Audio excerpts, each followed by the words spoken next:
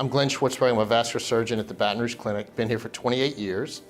And what I would like to cover today is arterial occlusive disease, what's called PAD, peripheral arterial disease, how it affects patients, what can be done to limit the negative effects of the PAD, and how to improve patients' outcomes, patients' lives, to make an improvement in their quality of life.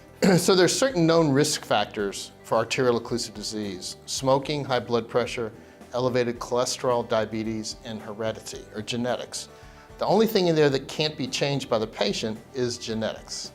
Everything else is lifestyle modification, lifestyle change, and so I feel it's my obligation to try to point out to the patients why it's important for them to take this seriously and why they need to change. So it has to do with the things that you've been doing for the past 30 or 40 years that have gotten you to this point need to change in order for you to have a meaningful improvement in your quality of life. Because whatever I do to improve things, if you don't change, you can expect more of the same. So the basic pathology associated with arterial occlusive disease is that there is the development of plaque.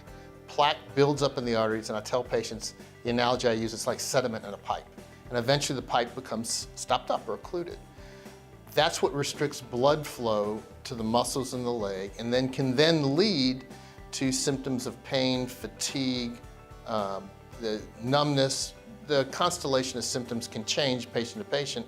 Ultimately, the main risk is associated with limb loss, gangrene, and the loss of a limb. So you want to change the shift of what happens to the patient before that becomes impactful.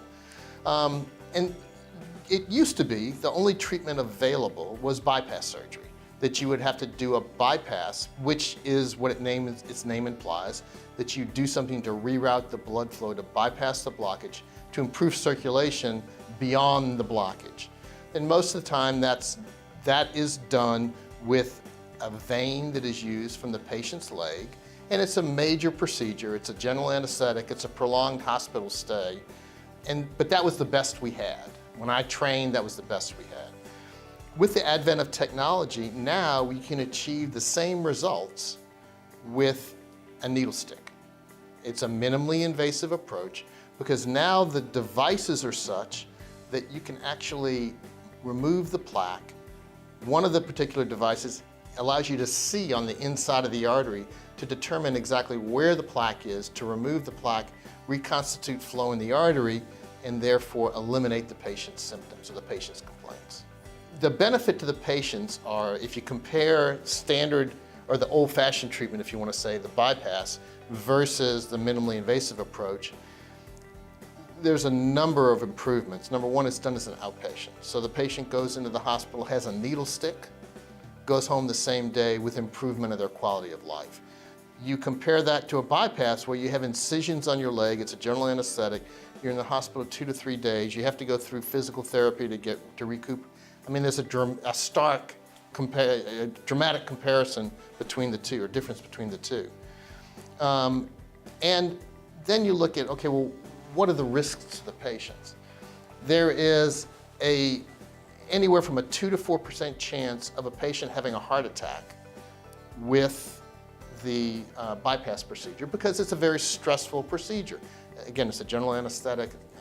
So with the minimally invasive approach, it's 0. I mean, you can never say 0, but it's way less than 1%.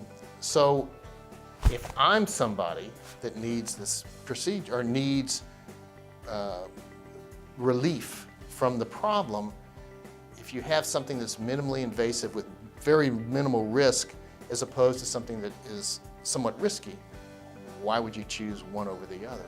And that's just, some of that is physician preference, and some of that is based on the patient's pathology. And the other part that the patients need to know is, it's not always just because, oh, I'm old, that's why my leg hurts. No, that's not the case.